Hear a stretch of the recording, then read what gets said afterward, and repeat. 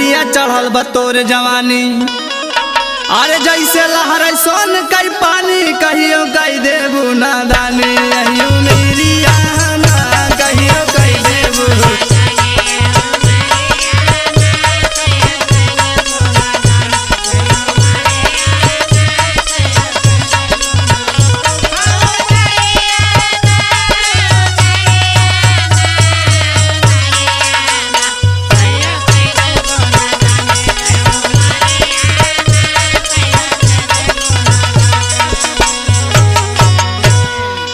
अरे जालू दई के ओठ में लाली। तोहार का है छाती फाटता। सुना काहे फटता सुनावा। अरे जालू दई के ओठ में लाली। अरे जैसे लागी अमर पाली मन करे जहर खाली बीच बजारिया।